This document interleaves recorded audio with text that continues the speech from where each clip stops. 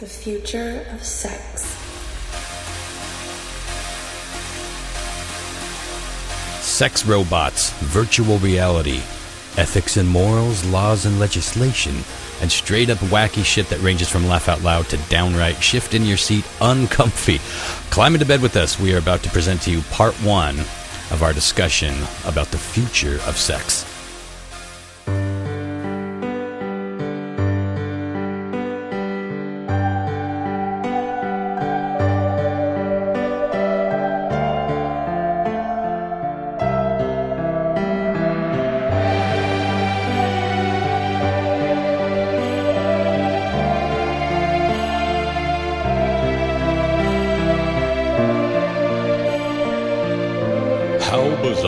Intended for mature, open-minded audiences only. If you are easily offended, we suggest you turn this wacky shit straight off. Well, greetings, my friend, and welcome, my friend. I'm going to leave it up to you to decide which one of you I was referring to. Welcome what if back. we're all just in your fucking head? And now we are collectively. Sarah and I joke about that from time to time because sometimes we're like so simpatico and like heading to the same joke. A lot like you and I are, Chris, where we will often head to the same joke or arrive at the same punchline, however you want to word it. But Sarah and I joke that it'd be funny if we just disappeared. One of us disappeared. Like, who is whose imagination, right? Like, you just look up and you think about it, and all of a sudden, poof. It's like, oh, shit, they were never real. They were too perfect. It was too simpatico. Yeah, that's good. Sort of alarming. Anyways, welcome back to How Bizarre. And almost said space pod, didn't you? You almost said Tales. It's gonna take months, if not years, to not say greetings from the space pod. Yeah, it'll be a while. I'm pretty excited about tonight's episode. Now we got. I know we've already put up a disclaimer before the show, but in this case, I'm going to reiterate. This will be some adult-ass shit right here. You will hear the word coming more than you might guess. So ye be warned. And now, for those of you who have followed us since the Space Pod days, we've talked about some of these things. They've come up a few times.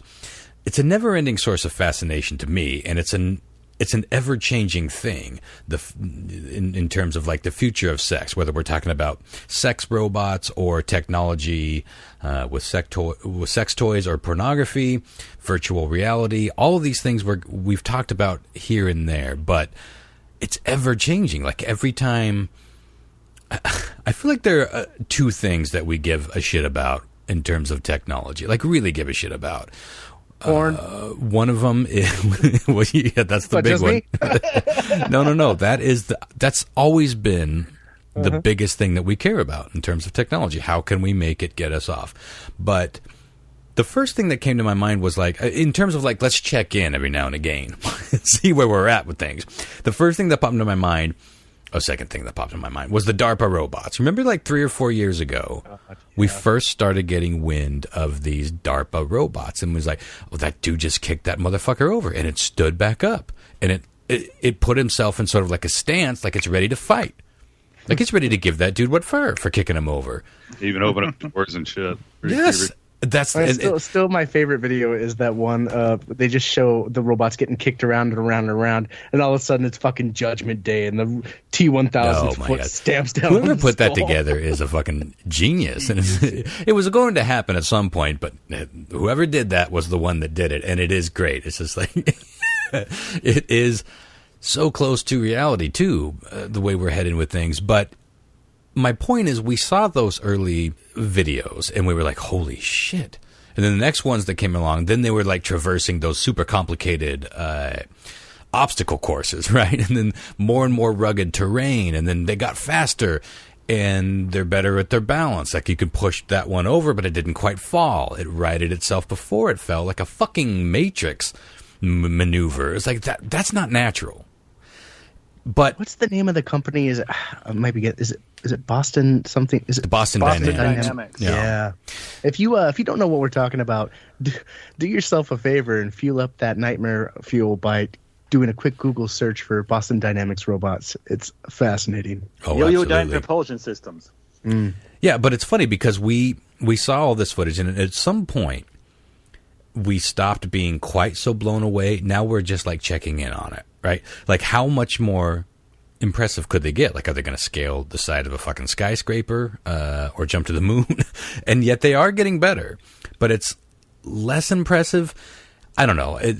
Same thing with the sex robots. It's like a few years ago, we saw a huge leap in terms of AI. We saw a huge leap in terms of silicone or whatever the fuck they are housing these things in, the fleshiness of it, the feel of it, and the inner workings, if you will. That technology was really ramped up. And so it's just one of these things that we check in on every now and again. But those two things, I would wager, take up the majority of how we spend money in terms of technology, fear and sex. Everything else is it's somewhere in between there. And I'm excited to talk about this for many reasons, but one of them is Christopher just got himself a VR system. Now, what is this? Is this the Oculus that you got? Yeah, it's the Oculus Quest. It's the first standalone VR headset. So no computer, no wires, just pop it on and go. Okay, I'm very excited to talk about this, but we're going to put that on hold for just a little bit. Well, we're going to be diving into the ethics of this sort of thing, not just the technological doohickeys, and we're going to be talking about like gender with the future of sex, where legalities come into play, psychology. It's not just a frivolous topic to talk about the future of sex, but we do tend to get hung up on porn or fucking a robot because there's some new shit, and it's always interesting to talk about the philosophy, and I love delving into it whenever we can. But before we dive into that, I want to see where you guys are with the newsroom roundup. I ended up with one story that I'm sure everyone has seen at this point, but I want to discuss it. Before we do that, what do you guys got to bring? If you don't mind, I've got one I've been just dying to talk about since we took a break. I imagine John, Mark, and Lyle are probably privy to this story. Ron, I don't know if this caught your radar or not, but we got to talk about this Belle Delphine Bathwater gate. Is this ringing any bells to anyone? Not to me. Okay. Oh, great. Yep. Okay. Yep. Yeah. Yeah. Oh, I had a feeling. Okay. So go ahead and open up our Facebook chat. I sent over a photo and a couple of videos here. Now, who we're talking about here is a internet sensation. Her name is Belle Delphine. That's the handle she goes by. She classifies herself as a gamer girl, so somebody that plays games, and you can see a lot of pictures of her on the internet in scantily clad clothing. Excuse me. I'd like to see her in scantily clad women. Yeah. Oh God, it sounds so fucking terrible. Yeah. And she even, I think she has a Patreon, and she sends even more scandalous photos to her Patreons. So she has a merch page. She sells merch. She's wildly popular, something like 4 million followers or something ridiculous. Sure. Just about a million more than we have, basically. So she, give or take. What's Ron selling on the site this day? So she took this to the next level, though, and this is when I'd never heard of her prior to this news story that broke. But she started to bottle and sell her bathwater, her used bathwater. Oh, okay. This fits right into tonight's topic. Yeah, it really kind of does. So I sent over 2 quick video clips, Ron. Why don't you go ahead and play those? Gentlemen, I'd recommend playing them as well. Okay. I just took these from my phone while watching a YouTube video. You can see the process of maybe how she's filling these. Okay, she's sitting in her dirty bathwater, scooping it up, and then there's another video here. She's in the bath. She's in the bath. Oh, very short clips. Then. Yeah. Okay, yeah. so she's in the bath. She's not naked, but she's sitting in the bathtub collecting bathwater. Mm-hmm. So she starts listing these on her website for $30 a jar. Okay. They sell out fucking instantly. Like she had a certain amount she listed. About 10 days later, somebody posts something saying, "Hey, I drank Belle Daphne's bathwater and got herpes." Oh shit, son. And so that started being the story that was circulating, and then all of a sudden it was 20. Even though that's not how that works. Yeah, Is that exactly. possible? And then all of a sudden it was 26 people have contracted herpes from drinking Gamer Girl's bathwater. And then, just people started taking any photo that she'd ever posted and looking for any sign of a lip Cold sore, sore. basically. Yeah. Right. And they found some. Like, look, here it is. And so she ended up coming out and saying, listen, I sold these 10 days ago. I haven't even shipped one out yet. This is somebody's having a go at this, and that's how this thing got fucking crazy. It's probably Reddit. Oh, I'm sure. She's a streamer, and there's a site on Reddit. It's called Twitch Fails, and it's just everything that goes wrong with that website, and it's just insane. Some of the shit that just gets spread about. I mean, half of it's fictitious. It's fake. Yeah, but it's a scary time. 10 days and she had 10 days and she hasn't shipped anything. What the fuck kind of customer service is that? Yeah, that sounds like me. Actually, that'd be taking a lot of baths, man. Come on. Yeah, that sounds new. Let's. I could start selling the Ronsters bathwater with that photo, you know? Well, we've talked about it on the old podcast. We all know people that have done these sort of like cottage industries, shall we say, of selling their dirty undies, selling their dirty socks. I briefly dated a girl that was into this sort of thing, and she would sell her dirty underwear for a couple $100. Like, fuck $30 for dirty bathwater. She would sell this shit for hundreds. Wasn't a consistent business, but so yeah, there is an industry for people out there to get their paws upon something. But I've always wondered about. I don't know the science or the medicine behind this. I'm sure that there's a shelf life for herpes or any other STI that maybe even in a few days of shipping across the country is enough time for that virus to die, right? But at the same time, we know that the flu in certain conditions can live on a doorknob for, I think, a couple of days, yeah? At least a day or two. But, so, can you get herpes from something? Like, let's say that you bought a pair of dirty undies from someone across the country. 3 days later, you get their soiled undies. If you go rubbing them all over your fucking face and your dick, which is exactly what you know these people are doing, are you going to get a surprise a couple weeks later? Is that possible? I wonder if it is. I don't know, but I think it has to be. It's probably open not sore to skin contact. Yeah, skin I don't contact think so. is probably. It's I think it's pretty fragile. Yeah. Interesting, though, and it is interesting that she had to come clean about her laziness and get into the post office. But, yeah, this really does fit into what we're talking about tonight. But it's like, I'm always of a mind, if it's consensual and everybody has a basic understanding of what's what, there's nothing shameful or weird about it. But you should probably take some sort of precaution. God knows what you're getting in the mail if you're really... I got stories, but I'm hesitant to tell. I can only tell you that one of these people, one of these girls that had this little cottage industry, I keep giving it the royal treatment with that phrase, she would straight up just fuck around with. She's like, oh yeah, this guy wanted me to wear my underwear when I went on a hike or a jog for like a half an hour. He wanted me to be on my period. He wanted me to not shower for a week or whatever, like very specific things. She was just like, I'm just going to grab this thing and rub it on my ass and send it, which maybe he would have been fine with, but that's not what he ordered. It was very clear to me that this was not a Burger King situation. It's like you get what you get. And I suppose that there's no customer service. You don't necessarily get it your complain. way, is what you're saying. No, you're not gonna. You're probably not gonna get it your way. No, not served up here. You're being a little deluded. She was a cam girl, correct? No, she never did the cam. Oh, you mean the one that Christopher's talking about? No. The one you're talking about. No, she never did cam stuff. Then how did she get the notoriety? Yeah, that's what I'm wondering too. It was just Instagram. She just started posting her pictures on Instagram. It was a specific type of fetish. That's all I'm comfortable with saying.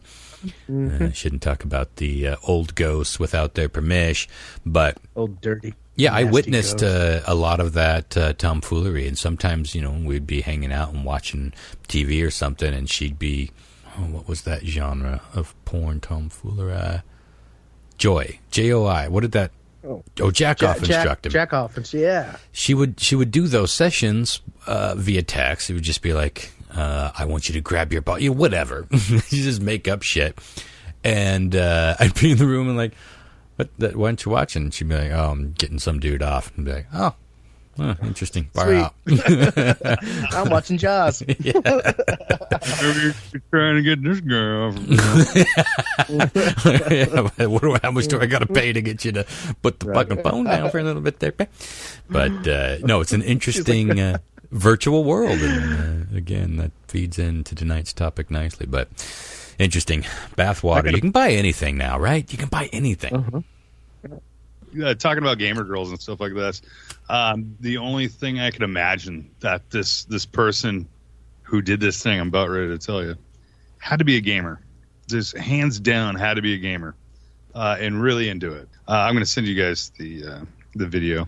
Why I tell you Why I oughta. So in Hampshire. And the video's the best because if you watch the video, it's just amazing because they show a little clip of what it is a newscast, but they show a little snippet of this dude. What this guy did was basically we went around his neighborhood, and he had a CRT television, which is like a CRT monitor. Yeah. The tube televisions, basically. Yeah. Well, I mean, with monitors too. I mean, but this guy went over throughout his whole neighborhood to 50 homes. And he showed up with it on his head, one on his head. He basically it was almost like a costume, right?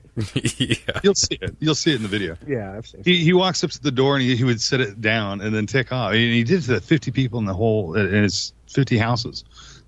They were the police were trying to quote him as a TV Santa Claus. And, so he basically dressed as a fucking TV. And then left TVs on his neighbor's porch, right? Pretty much, yeah. It's for like over a week. It's funny to me because it seems like to me he had to be like into heavy gaming, and because I know I got a closet full of like computers and computer parts and old monitors and stuff like that. You got to get rid of them somehow. And you have to because I mean sooner or later they're just going to pile up too far. Well, this is actually the story that I was going to bring tonight, but. And that's all there is to it, really. But there's interesting that once the story broke, apparently someone did a little bit of math and realized that this exact same thing happened last year in a neighborhood not that far away in Virginia. But, or is it? Yeah, I think it was Virginia, yeah? Yeah. And it was the exact same thing. TVs left all over. So the question is, well, what the fuck is this about? And we'll go around the table here to see what you guys' theories is. I either think this is some sort of like Banksy wannabe type of art, whatever you want to call it, display, just because somebody thought it up. It's like, we got all these TVs, or we could get TVs. Who knows? They may have went and bought these TVs at Goodwill for like $20 for all of them. Or maybe even more likely, it's some sort of protest about the properly disposing of old technology. Now, this could be either from an environmental standpoint or maybe just a disgruntled dude that thinks it should be easier to legally and properly dispose of this kind of junk. The only reason I'm thinking that at all is because I remember I had 3 or 4 monitors that I tried to get rid of, and I couldn't take them to the dump.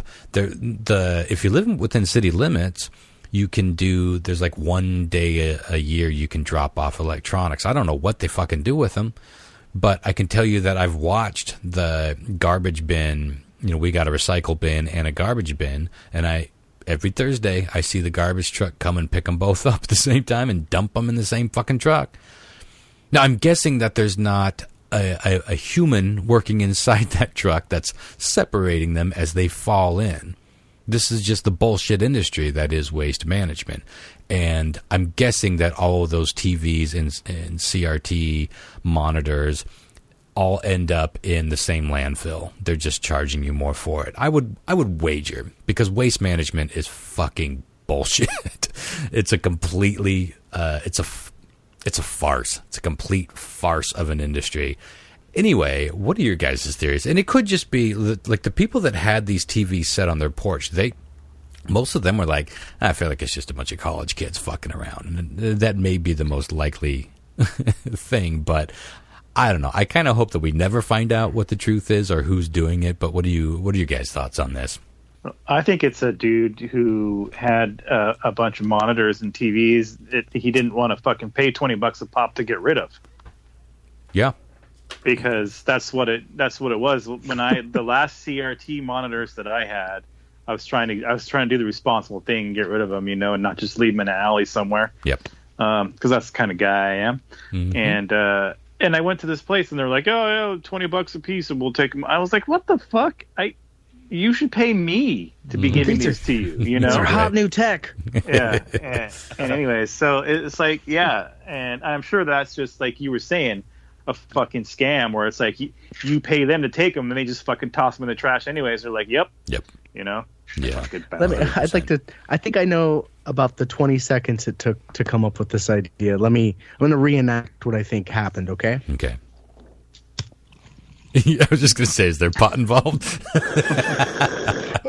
It'd be cool, dude, if I took those monitors and left them on my neighbor's porch. Okay, but where do you get 50 monitors, right?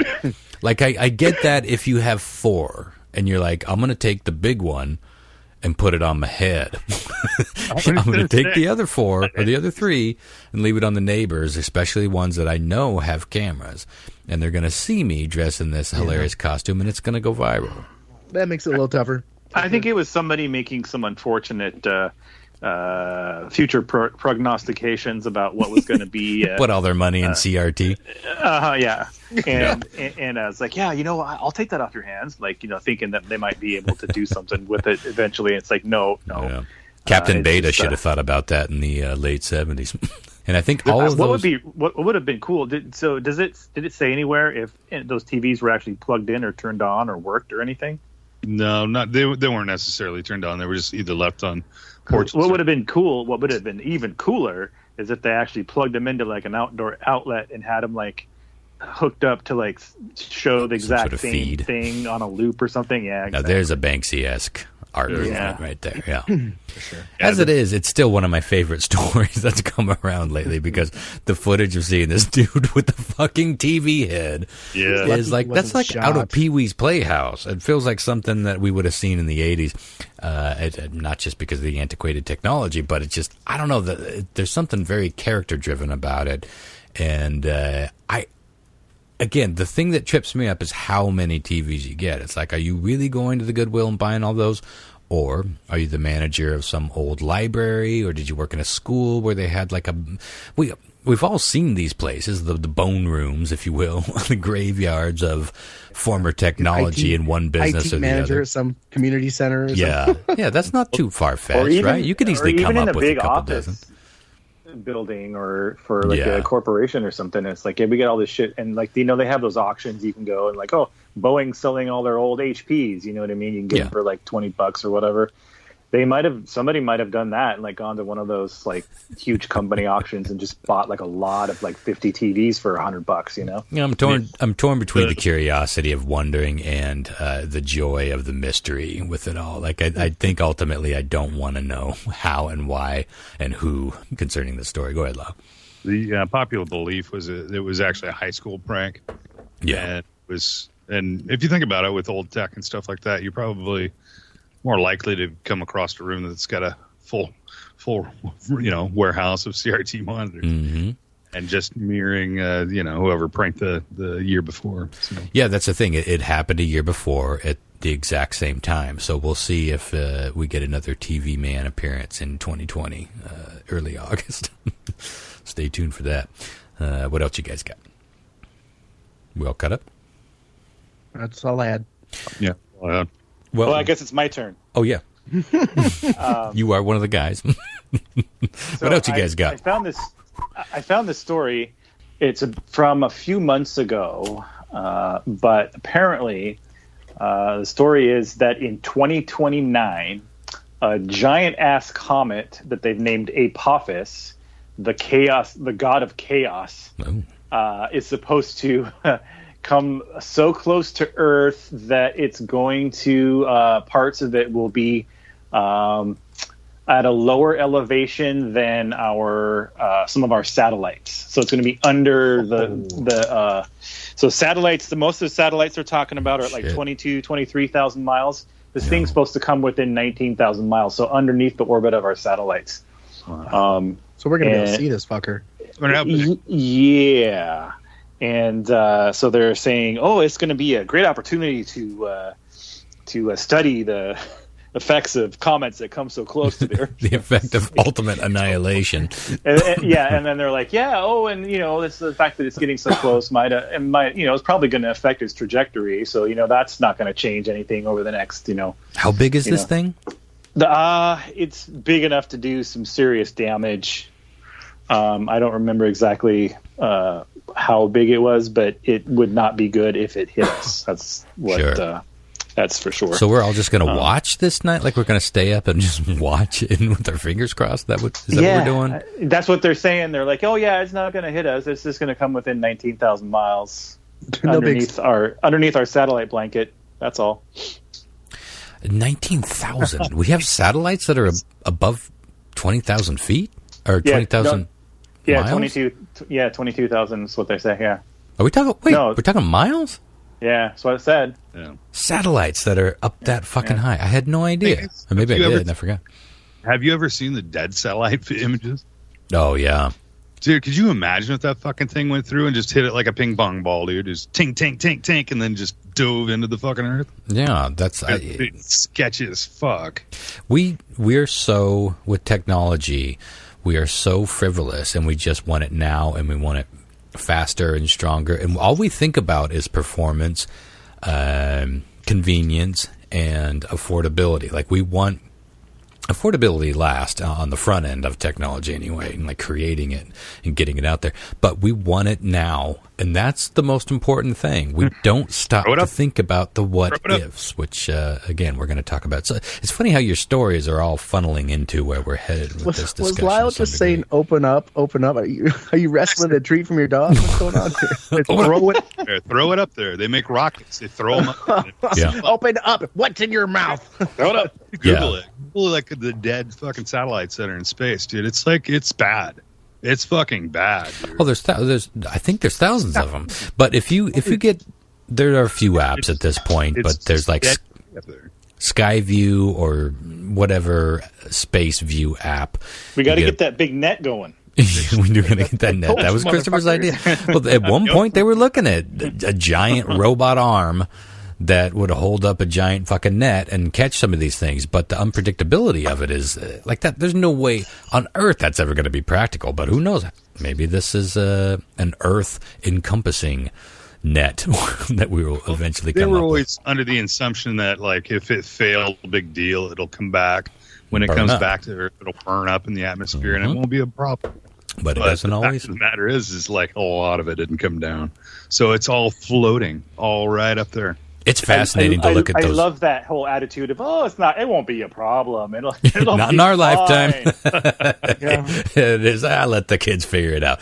But when you have one of those apps and you can set it to look at satellites, and you will see, first of all, you'll be amazed if you're the average schmuck.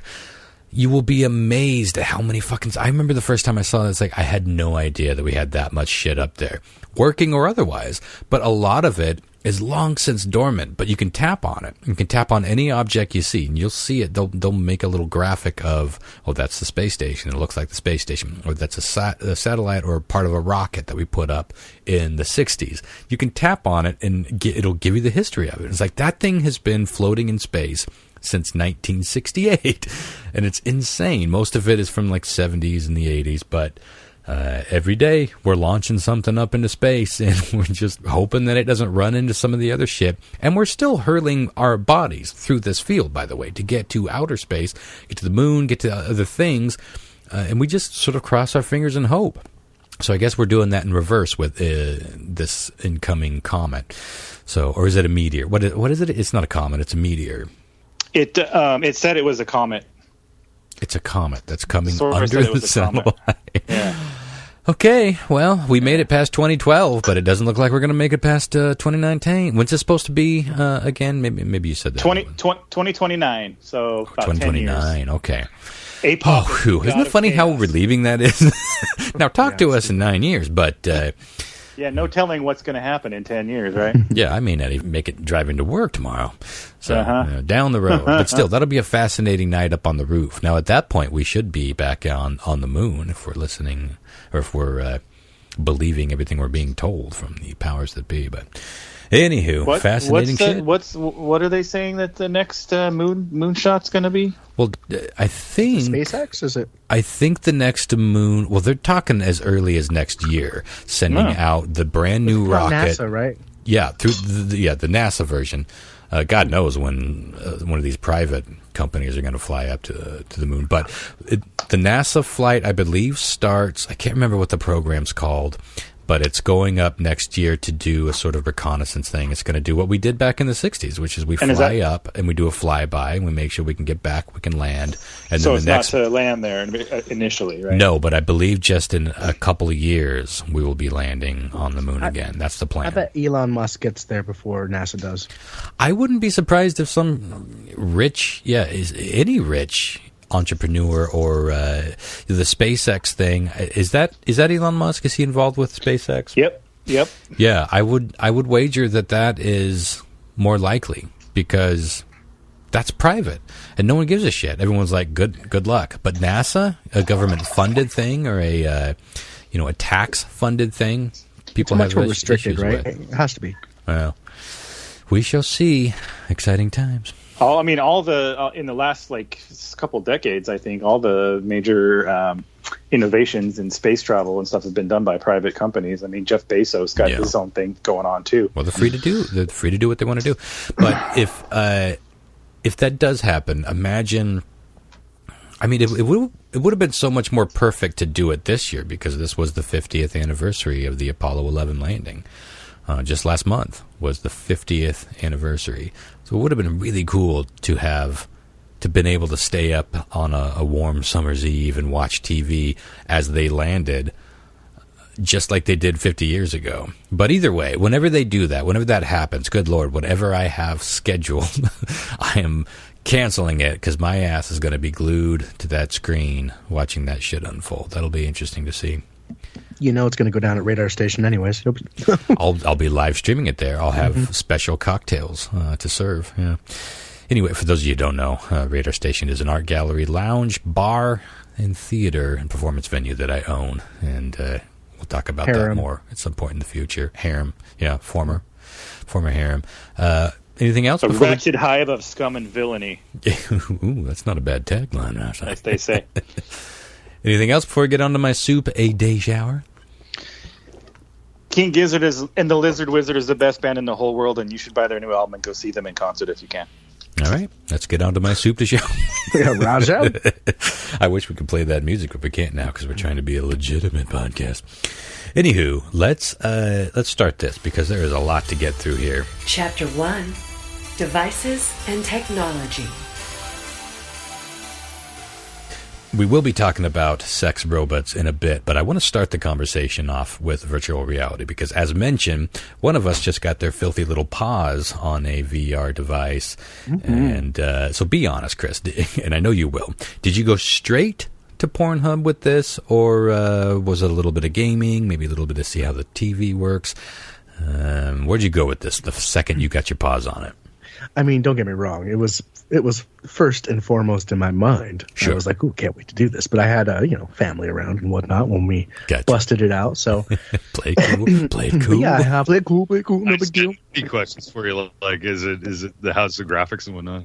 So here's what you got to keep in mind. So an average, let's just go talk about file size, for instance. An average porno scene file size may be 2 or 3 gigs, right? Mm-hmm. With VR, there's just a lot more information there, so it's 2 to 3 times as big. So you're looking at 8 to 12 gigs for a porn, VR, something pornographic in VR. So the Oculus Quest, which is the headset I got, is supposed to be the device that brings VR to the home. It's a lot of people have VR, but a lot of people can't afford it. I certainly didn't have a $1,200 gaming rig, PC plus, and then you have to buy the $600, headset plus the stands to monitor how you move and stuff. That's how much VR used to cost. The Oculus Quest sells for $399, all inclusive. Yeah. So I was like, what a deal! So it's basically a smartphone with a bunch of sensors on it. So you don't have to have any sensors in your room. They're all built into the headset. So the computing power on these things is not spectacular, but it's impressive enough. You hardly ever notice a downgrade in graphics from their counterparts. Like, it's pretty cool. So when I review porn for you here, you have to keep that in mind. Review. Finally, my dreams come true. My dream job has arrived. The thing about the Oculus, the one that you have, it's badass because literally you could just throw it in a backpack and take it around. Yeah, you can do it outside. And I think he's planning on it. Mm-hmm. And it's hooked up to a graphics card. And like Chris said, it's got 2 base stations that you have to point looking at each other. So it's all the yeah, exactly. So it's cumbersome. You can't take it. Oh yeah, you can't do it. Well, and also the big thing is you're strapped in with cables. So when it comes to the actual porn, I have had some pretty incredible experiences, and then most of the time it's just a hassle because I can't get it to stream at high enough quality to be enjoyable because it chops or it pauses. But when it's good, it's pretty cool. Like, I think, I don't know. If you enjoy pornographic material, you would probably enjoy having a VR headset and enjoying it there. Okay, well, how does it work? I mean, is it? I realize that there's porn being filmed specifically for VR mode. I guess that's what we're talking about, right? I think it's a special camera that records things in like a 360-degree field, and also I think there's 2 cameras.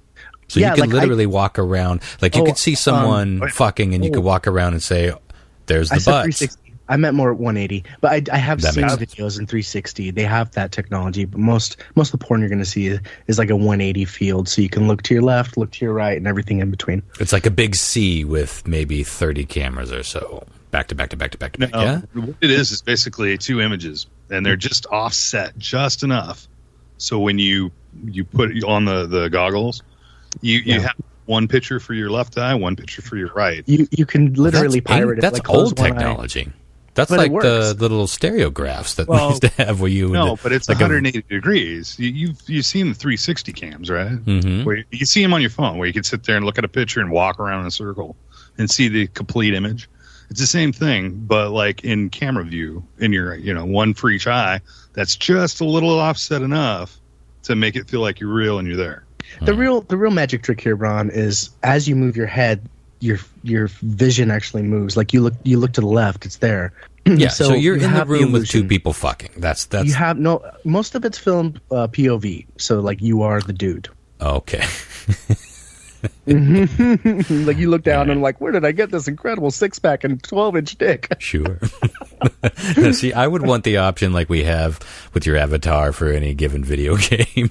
I would want the option of dialing it into my specifications. You want yourself digitally inserted into this. I don't want to look down and see something that I find threatening. Like, who's this guy think he is? Fucking doing sit-ups and whatnot. You're so funny. Well. That was great. Yeah, it's really cool. I think I'll bring the headset when I come to Wenatchee next, and I'll make sure to wipe it down so it's not So can you do? Is there a version of this where you can? Let's take the POV thing out of it. Can you watch 2 people fuck and then like, you know what? I'm not digging this angle. I'm gonna walk around here and watch them fuck from behind. I haven't seen that yet. I don't think that's more like. So it's much more subtle. We're at a more subtle stage of this where you just your really head movements and you can look at the angle you want. And sometimes it really is interesting. You're like, holy shit! Do you have to dodge the cum shot? Doc, I want to see what a cum shot looks like in VR. That's got to be a thing, right? Sure, is it just a cum shot? Is it 3D like that, or is it just head movement? I'm confused. It's more head movement with a slight 3D, the slight offset thing, like Klaus said. Yeah. Okay. Mm-hmm. Well, how does that? So it doesn't really do anything when you're watching regular porn, right? Like it's No, you know what it does? It well, like for instance, if you have files you've downloaded and you're going to load them in, it loads it into like a movie theater setting where all of a sudden you're in this giant fucking theater and you're the only one sitting in seats. Like you're like what I imagine the jack off theaters of yesterday. The IJAX. I'd buy a ticket for a virtual reality IJX. Mm-hmm. Have you watched movies in yours? Yeah, standard movies. Yeah, just a plain movie. There's a Netflix app. It's great. Yeah. You put it up, and all of a sudden you're sitting on this swanky couch in this nice living room with So it's the same 100-inch thing. TV. So it has to fill in that missing data with some sort of good. stage. Yeah, or it tries to at least, so it makes it immersive, like you're not just looking at a floating screen. Because it is kind of, it's weird. There are games where I'm looking at a floating screen and it feels funny, like you're in a dark room. Interesting. Yeah. Well, what about virtual reality sex simulators, like a more video game, more graphic or graphically based system? Well, have you played around with any of that yet? Because that's got to be more. That has to have more options. I would think so too, and I know those exist, but unfortunately, I think you have to, like, it's much like an Apple product right now, where you can download from their app store and that's it. But there are ways to like crack it. It's called side loading, where you can load in developers other stuff. Like there's a really cool pinball last night, or no, side load. Always good to keep her off guard occasionally, Just every now and again, give it a little side load. Well, apparently a lot of people are actually finding it rather tricky to whack themselves off whilst in the VR setup, and I think you explained that. But a lot of people are just finding it clunky with, like, the movement isn't quite natural enough, or it's not. Like, it's got to be just perfect, or it's too disorienting. Yeah, it's sometimes more trouble than it's worth, is the only way I can really describe it. You're Sure. like, this is cool. We're heading It'd be really there. cool. We're getting there. Yeah. Oh, okay. It's a good first step. Well, virtual reality is fraught with side effect warnings. And most of them are pretty superfluous and what you would expect, like dizziness or headaches, vision issues, seizure warnings, and all that. But now that it's becoming a more affordable thing and a more common thing, we have people looking into the harmful effects more long term and more along the lines of psychological issues. And a few years back, some researchers at the University of California put some rats through some VR scenarios. I haven't seen these rats wearing tiny little headsets, but exactly, it's like I'm going to pretend that that's what happened because it's adorable, and let's just try to forget the fact that we're imprisoning small animals to run studies on. But they found processing the images in virtual reality lights up completely different parts of their little brains than real life scenarios. Yeah, to add on to that, dude. Obviously, if you don't know that, I'm a pretty heavy gamer. I have a Vive headset, and I hacked. There's a hack. You have to do it for Skyrim. It's just you got to hack it, and you update it, and it makes all the graphics look fucking real. And Skyrim's just like a medieval kind of game.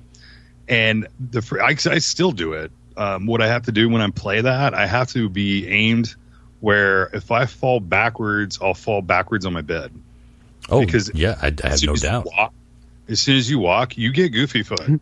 Okay, I got to share. Dizzy. Bridget collapses into the coffee table all the time trying to dodge bullets in this game we play, and I laugh every fucking... Like, I'm worried she'd injure herself collapsing. No, she's just, like, trying to dodge a bullet, and she'll jump onto the fucking coffee table. Yeah, well, I mean, it's weird, because you lose all track of where you're at. Yeah. But the visuals, just like walking, just in that world, well, your legs want to move, because you're moving. You know what I mean? It's a brain trick. Yeah. And you get to the point where you get so weak-legged, you'll just fall down. It's stupid, but I still do it today because I rarely ever get on my Vive. It's like once in like every 3 months or something. Well, the rats were running through the maze as if it was right in front of them. They were physically responding to the maze as if, like you guys are talking about, as if they have to physically move to avoid a bullet or physically jump to get from one cliff to the next. But they discovered that the brain activity was different. I found this fascinating because we know, like we as humans know that we're seeing a virtual reality thing, and yet we still fall for some of these tricks. But the rats don't know that.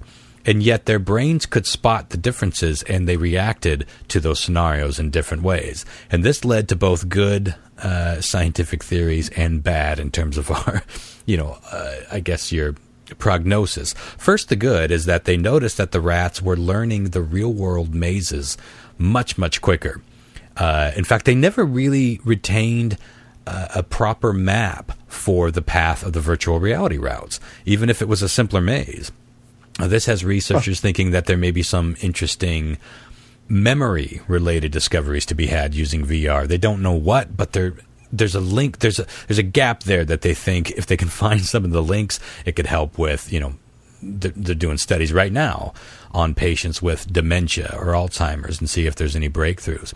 But that same study showed that when the rats were allowed to just sort of wander around in a virtual room, not a maze, but just a casual day for the rats, that a real world in a real world room, the rats would map out their steps very differently than in a room that was in virtual reality. In other words, their brain activity would basically be like a blanket lighting up, if you will. So they knew that they were looking around and mapping out the room all at once. Where the virtual reality version of again, a very similar room, their brains were mapping it out step by step, almost based on the way computer imagery is put together, like bit by bit. So there's something happening in our brains that's processing this as a separate type of reality, even though we can be physically fooled into thinking that it's the same type of reality. And again, they don't know where this is leading, but they have talked about the good versus the bad.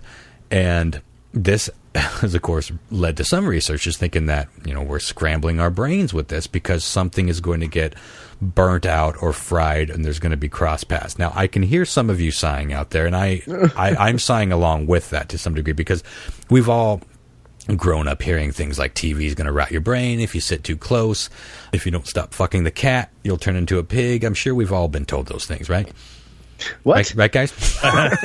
Now, we do hear all the time about the worry of virtual reality violence being something that could warp your brain by putting you just more realistically in that real world scenario of like turning your head and putting a bullet in a student's head while walking down the hallway. But ultimately, it's just an evolution of the same fears that we've had forever, going back to when we were shooting like 8-bit aliens. People were worried that we were going to fry our brains, that we were going to become demented people that just wanted to kill things, just to shoot them. It didn't happen. It didn't happen with fucking Grand Theft Auto or I can't think of any other. That's like the most recent controversial game I can think of. But it never seems to really work that way. But we've never had this sort of connectivity between physical and virtual imagery. Like we've never had that before. So I don't know. If I'm going to pay attention to any talk like this, it might be a little bit more with virtual reality than just kicking back and playing a video game in the 2-dimension. It's really interesting, Chris, that you say that when you are watching porn, watching something or whatever you're watching that was not meant specifically for virtual reality, that they have to inform that empty space. They have to make that make sense for you. But that almost feeds into this same philosophy where it's like we know what we're seeing, but we also know what we're supposed to see. And when that is it's all padded in a believable way, it's like, why don't they just make that dark? I'm sure that's an option. I'm sure you could go in there and just make it all dark. Maybe the theater, the comfy couch setting is an option. But it's interesting to see how the studies with this is starting to find actual evidence of our brain being actual. Sometimes I get talking so much, there's no liquid in that mouth outside. But there's a disconnect happening. Dodged too many cum shots. I've been dodging a lot. They don't know what's causing that disconnect. They don't know where the shuts that off, in other words, and your body takes over. It's just like you see anything flying at you, you're going to duck. This is true when you watch a movie on a big screen. If something comes flying at you, we respond. We know that it's not actually flying out of the screen. Now, when you put on 3D glasses, it's even more heightened. When you put on virtual reality, it's even more heightened. But we're getting closer and closer to these strange sort of gaps in our ability to process what's happening. Anyway, we hear all the time about the violence thing, but we have not been talking all that much about how being in a sexual situation in the virtual reality world could be tricky. And a lot of these studies that I was reading were done by secular organizations, and that's key to emphasize, because anything coming from a religious entity is going to be skewed by their specific moral code, of course, but non-religious scientific study is at the very least something worth taking a little bit more note of. But some of the concerns are about putting men, especially, because let's be honest, humans really only need to worry about men, because bitches be bitches, know what I'm saying? Guys? honey? They worry that it's only going to train men to think that they live in a world with no real consequence. This is an old and ongoing debate, like what we were just talking about. But the interesting thing I have found is that when you connect this at a high volume and the male-dominated porn fantasies of virtual reality, and there's this connection in our brains that we have never really experienced before. So it's going to be interesting to see how that pans out. And it's a pretty powerful thing, as I'm sure we all know, to connect brain-dazzling technology with something that makes you fucking come. Like, that's a powerful combination. That's you're firing off every possible dopamine.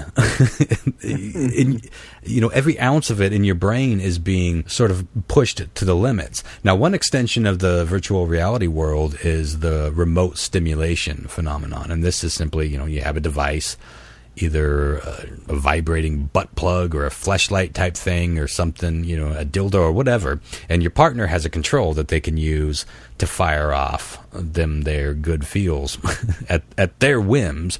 Now, most of the time, this is not really used for relationship enhancement, of course, but a paid one-on-one video sex session like we were just talking about. But add virtual reality to that, and all of a sudden you have a device that you are wearing where you can feel the movement or the intention of the person on the other end of that virtual reality world, which in your brain, somewhere in there, is like you are in the room with that person. That's another thing that we don't have experience with. And that has to be a pretty powerful thing. It's something that I keep thinking about. And essentially, you are having virtual sex with someone right down to the feelings of all of those. It comes back to one word for me, and that's intention. That's a big part of sexual gratification. Like when you're with somebody and they put their finger somewhere, they put a different touch on something. It's like that specific intention for them to do something to you is almost as gratifying as the physical sensation of it, just knowing that they are the ones doing that to you. And this is a good time to enter the cheating part of this equation, because there are people out there that consider watching porn to be cheating. I don't think it is, and I think most people don't likely think it is, but if there's a no porn rule that you set up in the early stages of your relationship and you go and porn it up, that's cheating, I suppose. Don't sign any contracts you can't keep, but this is you spending time with another human being. You're not in the same room, but you're talking and being naked together, and you're getting each other off. And again, this is like probably a bit down the line with this next level of, or maybe we're there now. I don't know. Maybe we're at live virtual reality engagements. But I would wager that most people would consider this cheating. What's your guys' thoughts on that?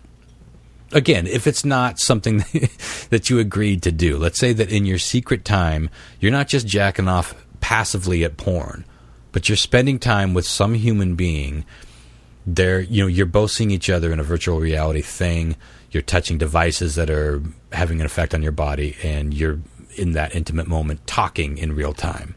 I mean, yeah, it's totally just the same as phone sex, right? I'd consider that cheating. It's an intimate act with somebody else. Even phone sex to me feels more passive. But yeah, I mean, it's definitely a notch up from porn in terms of, I think, most people's agreeability. But you're establishing... It's all about intention and like where your intention and attention, where your attention is going, right? If it's like going to something outside of your relationship, then I would say that would be cheating, Yeah, it all depends who you're with, too. I've had girlfriends that say, why don't you just take care of that in the bathroom? It's like, well, why? When? Take care of what in the bathroom? Just get yourself off so you don't bug.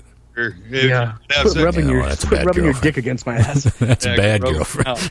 Go out dinner. It's like, it's perfectly fair for somebody that you date to not be into sex. It just is.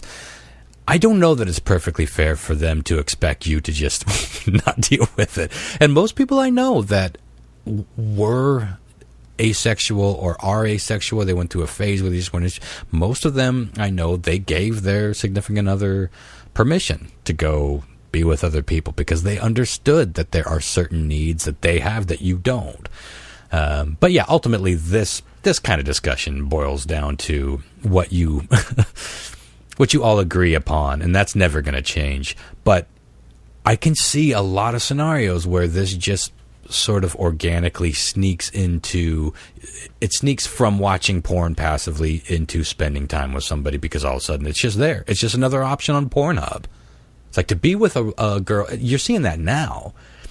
We've been seeing that for years, to chat with somebody live. Click here. If you think jacking it to somebody that was fucking someone else 3 years ago was hot, how about a live conversation with somebody? But the virtual reality plus the new toys that we have is so next level that you really are almost in the room together. And I don't know. I'm guessing that that's going to be a problem for a lot of relationships in the not too distant future. I don't think that technology is there yet.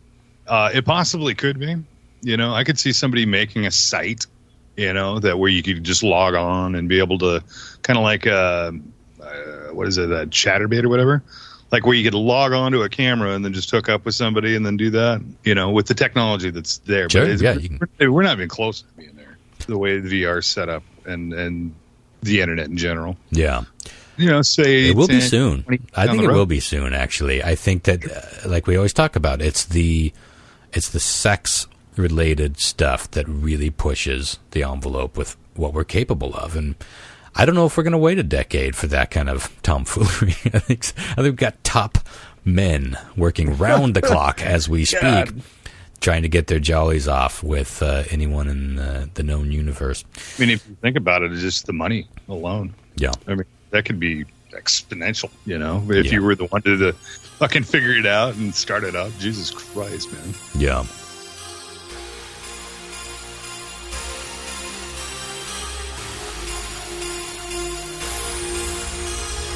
Chapter 2: Sex Robots.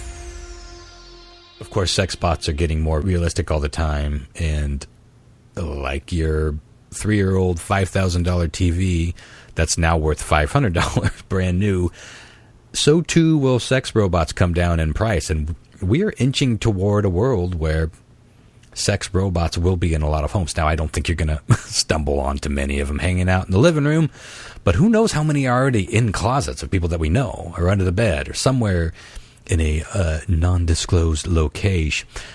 Now, here's the thing with sex robots and any of this, quite honestly. I don't think that anyone is really looking to replace real sex. It's just a heightened form of masturbation. I mean, we don't masturbate as a replacement for sex, usually. It's like one of several things we can do with our naughty bits. And more psychologists are looking into this sort of thing, and they actually think that the proper way to handle where we are headed with all of this, whether it be AI in general, AI robots, or dummies, or sex robots, sex dolls, especially ones that we can have orgasms with. Again, going back, it's the combination. If you put AI or a real world connection and there's an orgasm involved, the growing theory is that we really need to be responsible in how we proceed, instead of sort of passively sitting back and expecting everything to just be worked out, whether it's through legislation or politics, whatever, that we need to start changing the way we are looking at objects. This is an interesting part of the discussion to me, because the philosophy is that the proper way to handle these things is with a touch of humanity. Again, for our own sake. Almost as if it's just a disciplinary exercise, self-discipline. But it's like, how do you do that? Do you start by making these sex robots require consent, for example, before you fuck them? And even if you can do that, if you can figure out a logical way for that to happen, it's not hard to imagine a scenario where a dude wants to fuck his robot after a hard day's work, and she says no, and he's like, look, I fucking bought you to fuck me, and you're damn straight gonna fuck me. And all of a sudden, we're in a pretty weird mindset, right? Like, it's if we're gonna go that way, where these things actually need consent, are people actually gonna go along with it? I don't see that being a thing, because ultimately we still know it's an inanimate object, but it's not really about the object. It's about what it is doing to us as an individual and a society on the whole, because there's always a darker side to these things, you know. And the psychologists have actually discussed whether or not it would be beneficial to let child molesters have sex with robots that look like children. I was watching a documentary when I was studying some of the stories about this, and we've all seen that the latest sex robot. It is a couple years old, this video, but until it actually is up and moving, it looks pretty fucking realistic. And there's like cutting edge technology in terms of the robotics, in terms of the AI, and especially the skin touch. Because ultimately, you want to put your dick in something that feels good, and this is 90% slanted towards what males want, which we'll talk more about that in a minute.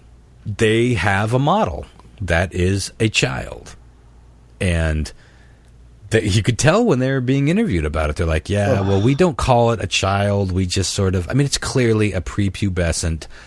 It was a headless thing. It didn't really have defined gender. It was just like this prepubescent creature sitting there naked without a head on a couch, and it was making everybody in the room feel really weird.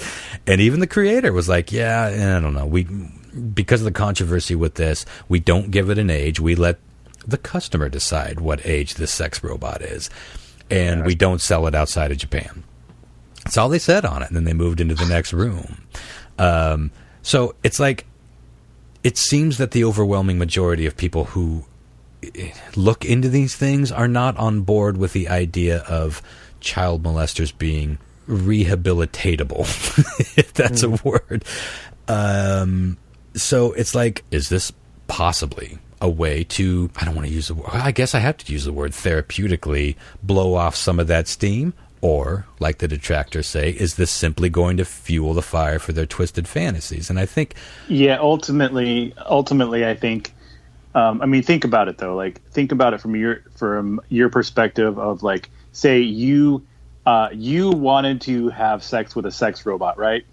And you just said a few minutes ago, like, ultimately these things are not a replacement for sex. It's just something, another thing, right? It's an addendum. So yep. I think that same thing applies to this subject we're talking about now, or it would be like, it would just be sort of like a kind of way to keep it on the DL until they just couldn't control it anymore. You know what I mean? Sure. Yeah. Well, let's reverse that, though. Let's say that this is not something that's going to necessarily stop you from raping an actual kid or molesting a child. Let's say that it is just one, and I realize that we are in a dark place here. It's probably only going to get a little darker. That this is some sort of masturbatorial outlet between your victims. Let's say that that's true. What about rape fantasy stuff? Like, what about programming these things to sort of hit some of these fetishes that we all know exist? Rape fantasies or rape-esque fantasies are maybe surprising to some people. I mean, way are there more common. Studies? Are there studies that say what guys that watch like rape fantasy porn do? Does that tend to make them more rapey? I mean, like, I'm curious. I would wager no. I think the rape sensitize you to it. That's for sure. Well, that's a theory. I don't know. I lean toward the side that fantasy is fantasy, no matter how fucked up it may sound to somebody who's not into that fantasy. If your fantasy is pretending to be raped by your consenting partner and you are consenting that person to pretend to be raping you, that's pretty clearly a world away from anything that's actually rapey. But when we start talking about AI and virtual life and virtual reality and these physical things, I think it's fair to at least discuss the possibility of us doing something strange to our minds where we may be putting some shit in there that's not good. We're not great as a species. Oh, we were putting some shit in there that's not good. There's no doubt about that. Yeah, like we mentioned earlier, we're not great at thinking things through. Like we do what feels good. And we're good at explaining them away. Like this is, like I just kind of did. Like you have two consenting adults. There's nothing wrong with a rape fetish. I don't know that. I'm not a psychologist. I don't know if there's something unhealthy or there's something dangerous about playing in that world. I just know that I've witnessed it many times, and none of it ever led to rape. No matter what role I was ever in any kind of fetishistic situation, there was never a time where I'm like Monday morning quarterbacking that shit and was like, it was kind of fun to be a raper. I think I might try it for realsies. I don't think we or the world or anything works that way. That doesn't mean we're not heading towards some place that's really hard to imagine and really hard to talk about, because there's a question that I kept coming. Are you guys familiar with the Isaac Asimov rule of robots? Yes. John Mark, there may be more to it, but the only part that I remember is that you never want to design a robot that will harm you. Is there more to it?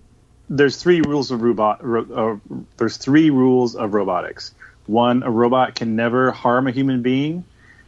Two, it can never, through inaction, allow a human being to come to harm. And I can't remember the third one. Well, that's it's enough. Something similar. It's something similar. That's perfect for where I'm going, because the question that's being raised is, if you program a sex robot to be a dominatrix and they harm you, even under the agreed terms of a sexual gratification situation, is that a direct violation of the Asimov rule? And if so, does that even matter? I found that to be an interesting addendum to that discussion, where it's like, this is a rabbit hole that's never going to end. I realize that. And I'm not going to get through even half of what I had planned to discuss tonight. We'll do a part 2 of this down the road. But AI is only going to get smarter. They're only going to get to the point where we know that it's going to be perpetual at some point, where they will be able to teach themselves. They're already teaching themselves. They're already figuring things out. But to truly learn, there's a type of learning that's happening. It's more like self-programming. That's not true learning. But once they get to that state, let's say that we have programmed these things to allow themselves to harm us to a certain degree. How are they supposed to know the subtleties of that? Like, ooh, that's a little too stingy-wingy on the old spanky-wanky. Versus, oh, that went right through my fucking aorta. I think you might be like kind of keeping it on one side of the whole progression. I think most people that, and we talked about it before on the old show, but like there's a guy that married to sex dolls, and they're just dolls. They don't have computer AI. That's not Disney now. Yeah, we're talking about the future. We're talking about 20, 30, 40 years. I bet that guy's Instagram is lit. It probably is, but I'd follow it. Takes one out and comes on. But it's all around companionship. It's not all about sex. It's I think it's more on the whole mindset of having companionship in a introvert society. Where people don't really need a partner. But you like, can get a cat for companionship. Oh, I agree with you. That's what It's just the topic. It doesn't have to be nestled, in sex with dolls.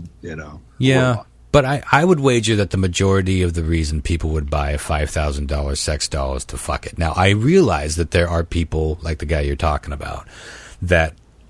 What was it? Lars and the Real Girl? Wasn't that based on something, or was that a virtual reality?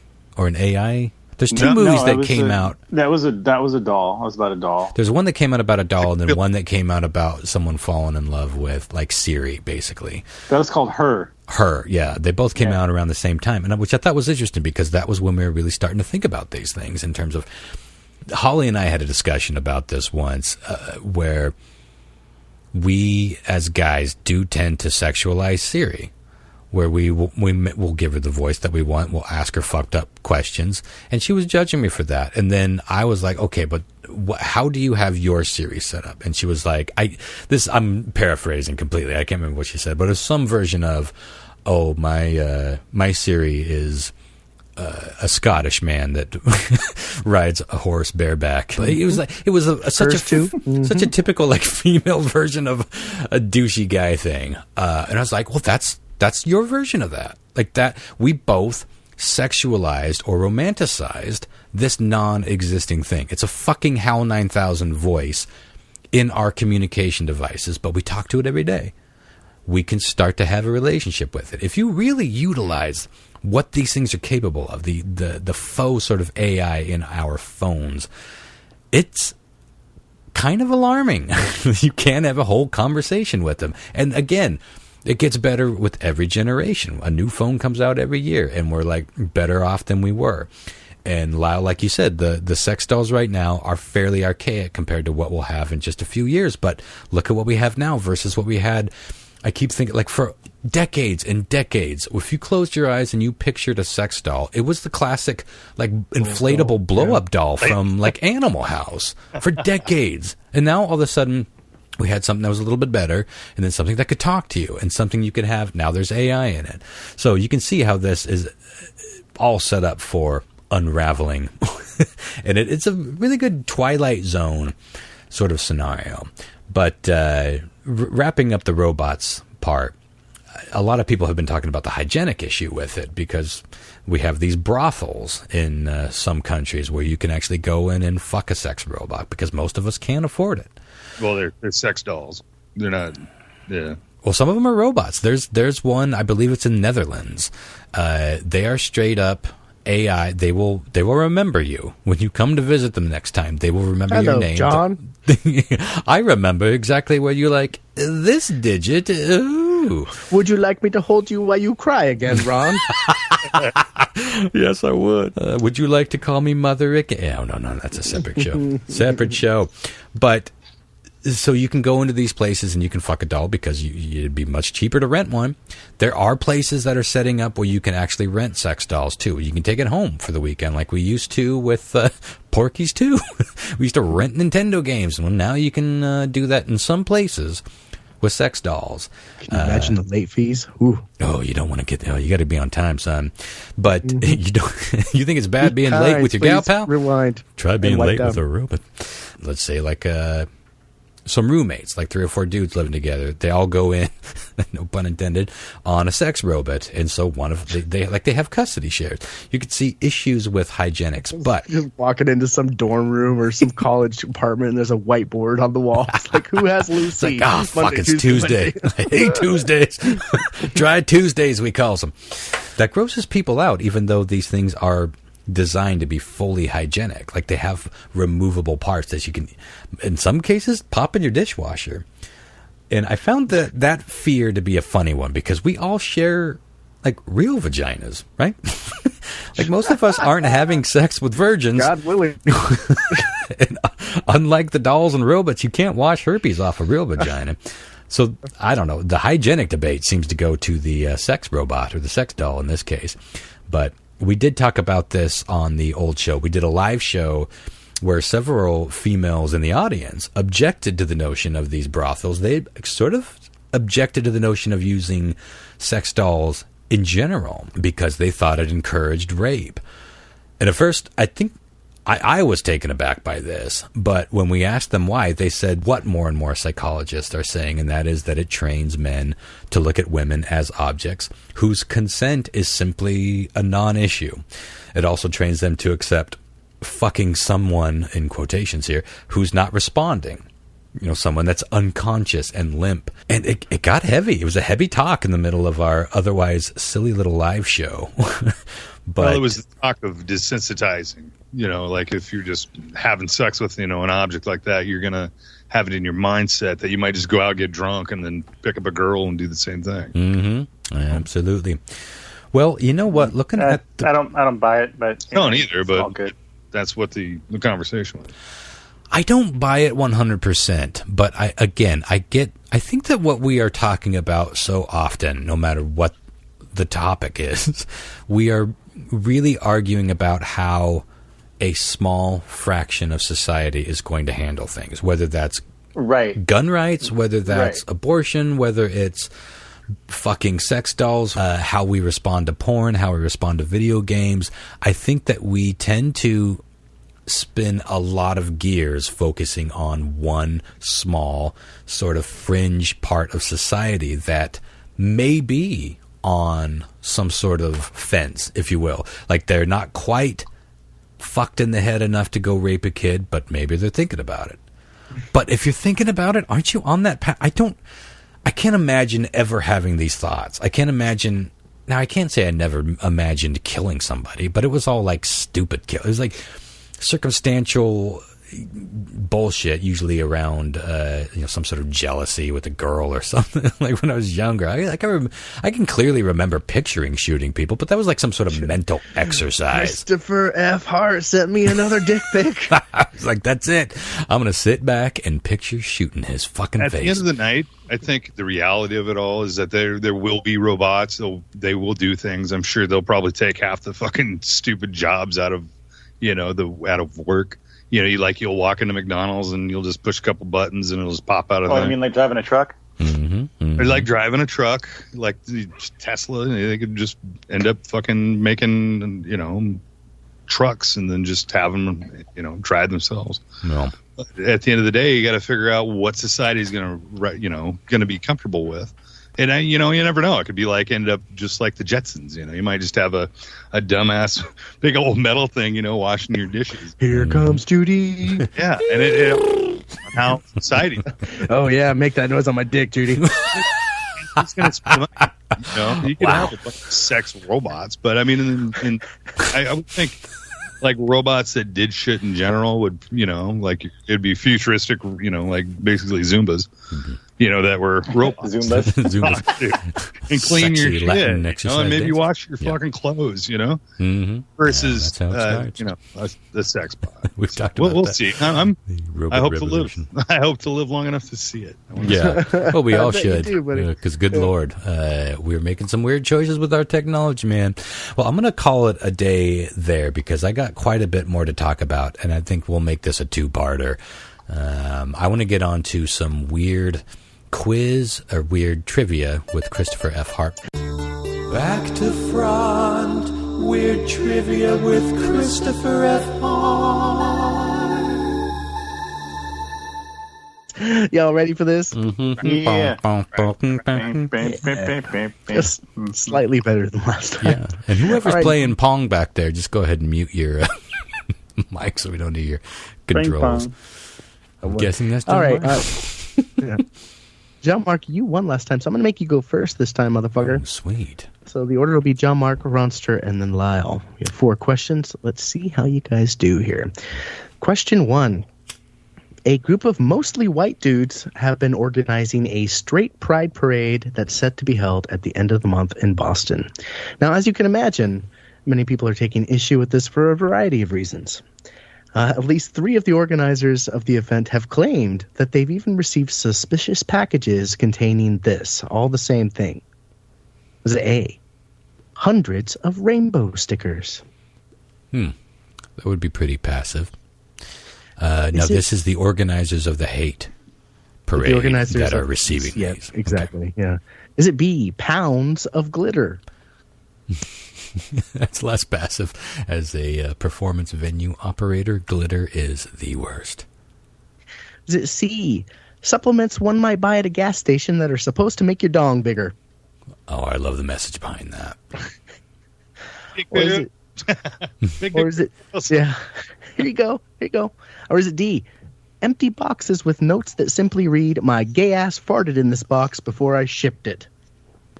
Oh. I would pay to send somebody a gay fart in the box. Mm-hmm. I mean, it's not too late. Gay fart in the box. I always wanted to start a subscription service, Ron. I think you found your calling. Yeah. I have one, by the way. Oh, thank you for bringing it up. I'll plug it at the end of the show. All right, John Mark, what's it going to be? I'm probably not going to pick the correct one, but I do know that sending people that you have an issue with glitter bombs is a thing. Mm-hmm. Mm-hmm. So I'm gonna go with the glitter. Okie doke. Ronster? Yeah, it's hard to not choose the glitter again from my perspective because we just had a burlesque show at Radar Station and the glitter. Oh my god! But in the age of big dick energy being all the rage, I think that idea, both as a sort of a stereotype and a growing psychological analyses, I like the idea of shutting one's dick size down, if only metaphorical. So yeah, okay. I like the message that the dick pills sends. So like, are you grow a going to fucking see- dick. Are you going with C then, the dick supplements? Yes. Okay. Big dick pics. Lyle. I am I mean, Lyle has some of those on his shelf. He's never used them. That's You got right, him yeah. still not open. If you want them. How dare you? I don't need them. I think John Mark's got it right, nail on the head right there. I think it's all about the glitter bombs because it is actually it's kind of a thing. So Yeah. the bitch, you get it everywhere. They just explode. Yeah, like I said, that's not as passive as sending rainbow stickers. I like I like passive to some degree, to a point. I'm sorry, brief tangent. I don't like this place that we're heading in society where we're like punch a Nazi, or if you disagree with someone, then hash it out. If you really disagree with someone, then violence. That's stupid. Let's knock that shit off. The hashtag punch Nazis and all this bullshit. If you and by the way, who are you to get to decide who's a Nazi, who's racist, or who's just someone that vehemently disagrees with you? Anyway, side tangent. Let's all just calm the fuck down, shall we? We'll just step the fuck away. And since when are this is a liberal thing? Since when are liberals advocating violence? Come on. Don't lose track of who you are. Don't get suckered into that bullshit. Ultimately, they win, right? They win. You're stooping down to their fucking dumb. I don't want to be offensive to that side either. you don't get suckered into it. Anyway. Okay. Question 2. There's an app you can get on your smartphones called Santa Call and Text You, which lets your kids, in theory, send and receive messages from Santa Claus. It's very sweet. Shouldn't be anything that makes the headlines, but unfortunately it does. Shouldn't be anything wrong with that, and yet.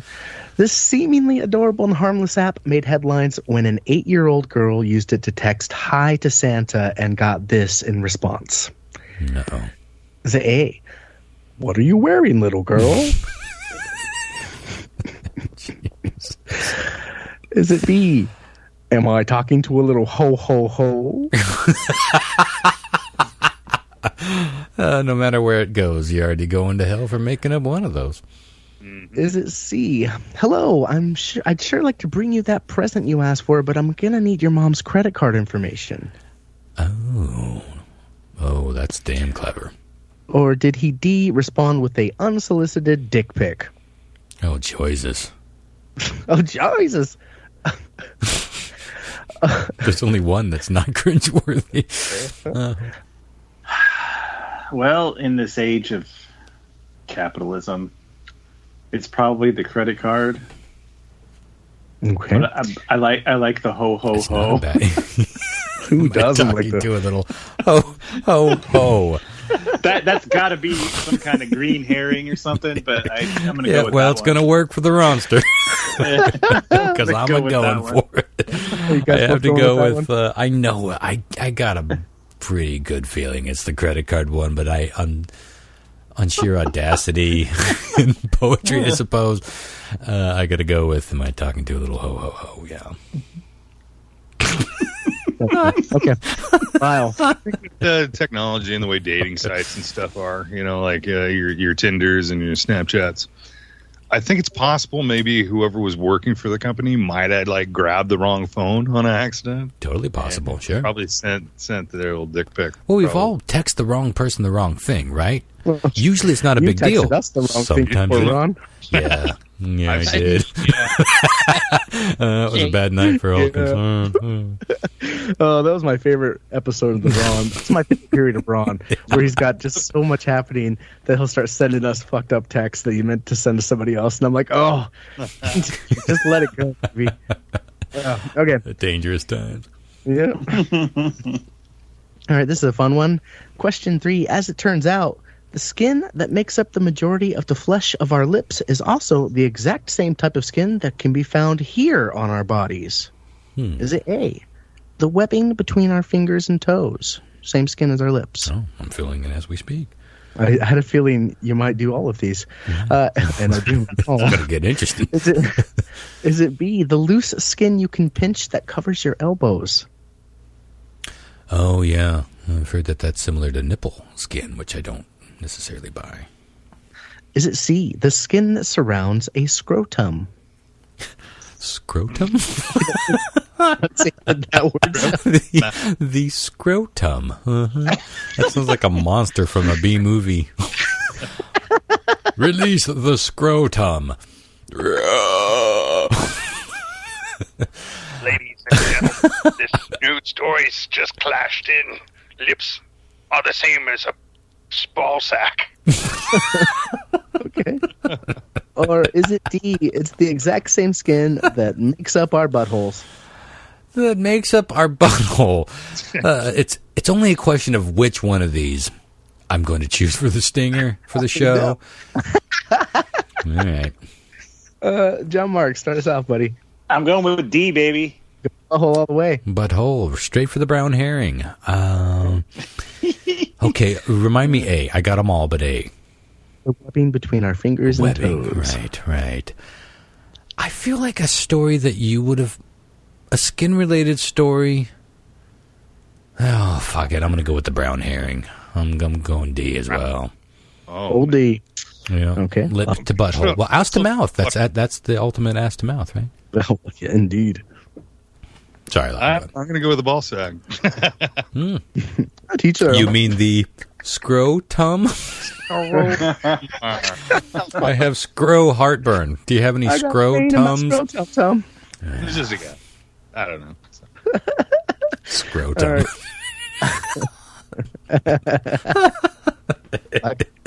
All right, question 4. In 2014, 73-year-old Doris Stauffer died. Now, as the last few years of her life were ones she spent struggling against Alzheimer's with, her son decided the best thing he could do to honor his late mother was to donate her brain and body to science. So he donated his mother's body to a company called the Biological Resource Center, who quickly came and picked her up like 45 minutes after she croaked. Like, they came and scooped her up real fast. Now, years later, he did end up getting her remains back at some point, like the cremated remains. And years later, through an article, he found out exactly what they did with her remains. What did they do? Was it A? Her body was flayed and turned into a medical exhibit that showed how breast milk ducts function. Ooh, that makes me think of the time we went to the bodies exhibit. I bet you'll never forget that shit. Get you wanting to lick a body, Ron, all fucking night. They all looked like ham. I thought they looked preserved and salted. I wanted to taste it. Yeah, I got problems. I could see Ron as we traversed that body's exhibit, swallowing unnecessarily, like he was salivating. Can we take just a tiny detour Well, you know here that and there are some explain? cannibal cultures that call human meat long pig because it tastes like pig. I have no doubt. But for those of you who don't know, the bodies exhibit, a very controversial and banned in a lot of states at this point, exhibit was in Seattle. What, like 10 years ago, Chris? Or something? Maybe not quite that. 8. Yeah. Anyway, It's been there. we It's been there a few times. we went through it, and it's what it is. It's controversial because it's the remains, it's the innards or the skin or the genitals or the fetuses from dead folk, preserved and on display. Sometimes posed, sometimes there's one beautiful exhibit that's an entire man's complete artery system. It's nothing more. Oh yeah. He's standing, and all you see is all the arteries and the nerves, and you see fetuses from like 3 weeks in all the way up to full term. Actual fetuses in jars of formaldehyde. But the most controversial thing about that entire thing is most of those people, if not all, did not consent to their bodies being used for science, let alone being on display. A lot of them were Chinese prisoners, and when they died, they were just taken somewhere, and someone bought the cadavers, and they ended up in this exhibit. Fucking haunting and fascinating, super fascinating. But yes, we, without our skin, look super hammy. Anyway, a kiss of mayo? Come on.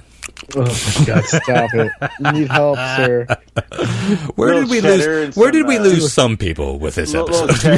Little cheddar and some fucking mustard. Shit, yeah, son. Julia Childs Christ, you gotta stop that. You gotta stop that right now. Okay, let's get back to this quiz here. So, Wonder Bread. So real quickly, a fast recap here. A guy donated his mom's body to science, hoping he would better studies on Alzheimer's, which was something she battled. And a couple years after he donated her body, he found out her body was actually used for this. Was it A, her body was flayed and turned into a medical exhibit that showed how breasts' milk ducts function? Is it B, her body was filled with chlorine trifluoride and ignited from within to help study spontaneous combustion? Is it C, some of her body parts were sewn to dummy bodies to help train cadaver dogs? Or was it D, her body was strapped to a chair and blown to pieces to study IED trauma?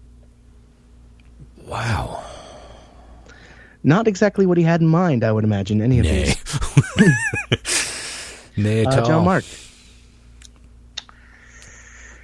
I think this one does require a deep breath. Yeah. I think the most outrageous one is D, so I'm going to go with that. The explosion. Okay. Ronster. Well, after just rehashing the bodies exhibit thing, I'm more in the A camp. I think you could find a loved one in that kind of situation. Okay. Lyle. It sounds very, very familiar to me, and I'm going to say 100% I think it's C. Okay. Let's go over the answers and see how you gents did. A group of mostly white dudes have been organizing a straight pride parade in Boston at the end of the month, and they've been getting some questionable mail packages, and most of the time they're just full of glitter. Oh, yeah. Yeah. Probably the biggest way. I mean, that's terrorism. Sure, yeah. But they deserve it. I believe John Mark and Lyle got that correct. Sound right, guys? Mm-hmm. Damn it. Okay. I'm already fucked. Yeah. I'm already fucked. Julia Childs Christ. No one is going to know what that means unless that audio comes through on Lyle's backup, which I hope it does. Okay, question 2. There's an app you can get on your smartphones called Santa Call and Text You, which lets your kids send and receive text messages from Santa. Unfortunately, a little 8-year-old girl sent a text to Santa and got a response that was, "What are you wearing, little girl?" Too easy. Too common and too easy. He then followed that message up with, "You're too old for me." Oh, no. Yeah, that's a real thing. Now, it's being investigated. That's got to be a joke, right? I would imagine somebody hacked into the system or something like that. I don't know, but, it's pretty scary stuff when I think about my kid, but it's also kind of funny. See, you like to give people the benefit of the doubt, but then, you hear some of the shit that's been going on in the world lately, and you're like, you know what? That's so true. Why do I sometimes want to give people the benefit of the doubt? What is that? I'm not a Pollyanna kind of guy. I wouldn't say that I have that sort of. Because I think ultimately we want to believe that there's the shit's not as fucked up as it really is. Jesus, that's depressing to say out loud, isn't it? We're truth deniers to ourselves. Yeah, it's 30 years of shock culture. You know what I mean? It's like you can't shock us anymore. We went through the whole fucking generations of Jerry Springer. You can't fucking shock us anymore. We've already, Remember when TV was a thing? What's a thing now? That's I guess YouTube. We're old. Do young Mixer. people? Young people are on YouTube, right? Because young people aren't on Facebook. I know that. They're not on Twitter for the most part. They're Instagrammers. They're Instagram. I mean, even Instagram is for the olds now. I feel like Instagram's pretty old. Yeah. Yeah. I guess it's all about who I think Snapchat is still kind of a thing for the kids these days. There's a TikTok now. TikToks is another one that I see a ton of. Brother. Yeah. Fuck that shit. All right. Okay, guys. Okay. Oh, my ICQ and my MySpace back. MySpace. Speaking of glitter, remember you can turn your mouse into an entire star field? Okay. Good gravy. It is. Okay, question 3. As it turns out, the skin that makes up the majority of the flesh of our lips is also the exact same type of skin that can be found for our anus, for our butthole. Fuck it up. There's a reason. I love how you were pronouncing all these.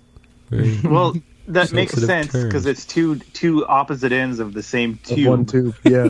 That's what It is. the good, I mean, in fact, the good they Lord reference split us. I was that just in talking the- about in the that trivia. today. John, Mark, and Ron got that correct. If I'm not mistaken. Ass to mouth. Am I right? Whoa. Doing the Lord's will. Oh boy! He made it ass to mouth. All right. Oh my. Is Okay. this, how many episodes do you predict How Bizarre gets to? We did 350 of Tales from the Space Pod. Do we get to 10 with How Bizarre before we're just straight up ignored or banned? You know, Fingers crossed. we'll see. Question 4. In 2014, a 73-year-old woman died. His mother donated her body to science. Come to find out a couple years later that her body wasn't actually used in anything too scientific. It was just strapped to a fucking chair and blown to pieces to study IED trauma. Oh, that's a hard thing to deal with. Can you imagine your little... I mean, there's a picture of her, too. She's a sweet little woman in a flowery dress, you know. Jesus. It's hard to imagine, you know, that I would struggle with that if my mom died and I was like, you know, I'm going to make the sacrifice and not keep her remains. I'm going to donate it to science and hopefully it'll help someone. I mean, maybe it This is did. an interesting thing. I mean, what are you ultimately agreeing to when you sign a body over to science? You know, it's interesting. Is it the vague?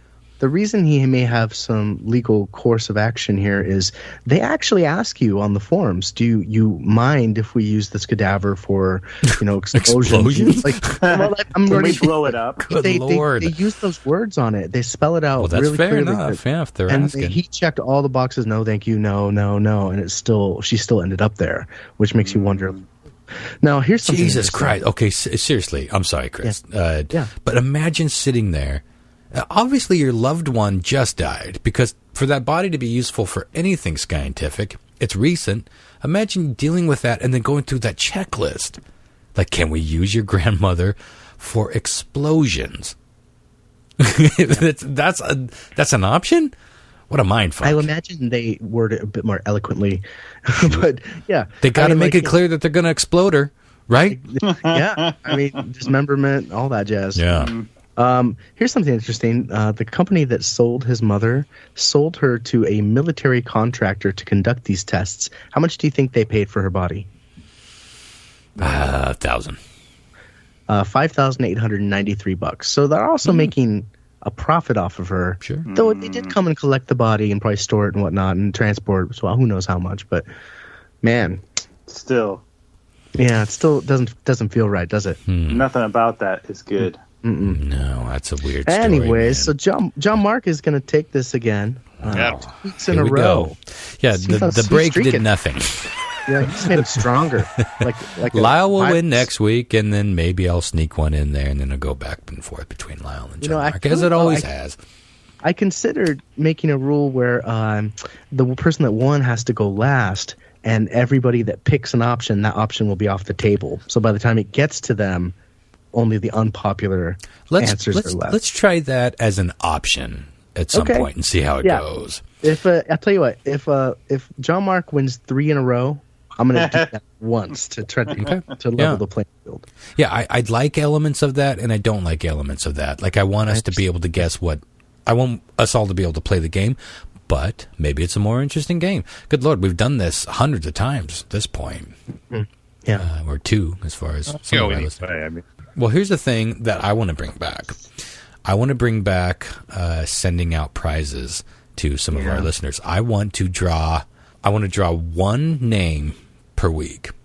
And so, however we get that, that's to be determined. But I want to play, and I want them to choose who champions them for them. Instead of, having 4 people so that there's a winner every week, there won't be a winner every week. We It's just just so hard because, I mean, statistically speaking, John Mark is he wins probably 45% of the time. Well, they Oh, were, brother. it's educated, well traveled. but we were doing prizes brother. every week when we were doing that.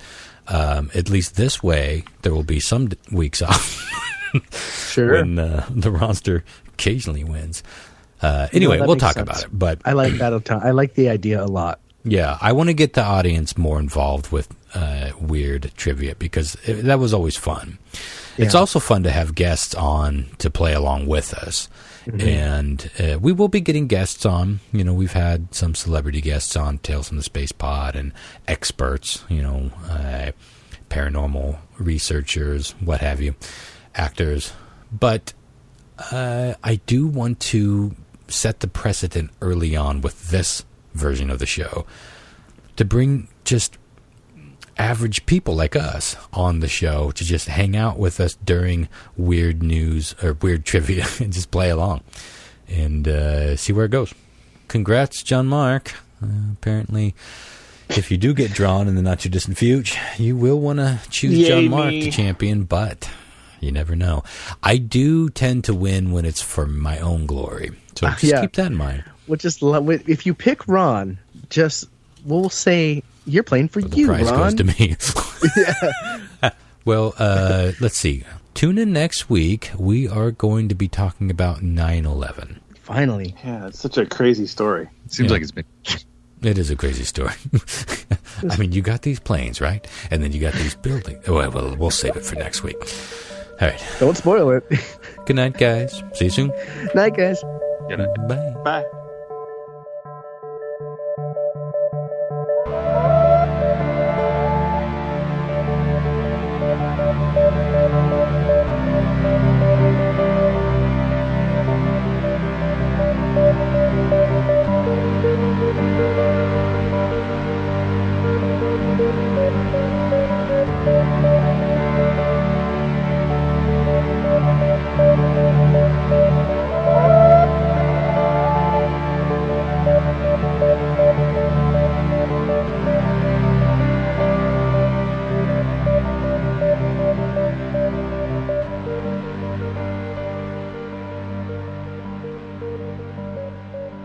Would you like me to hold you while you cry again, Ron?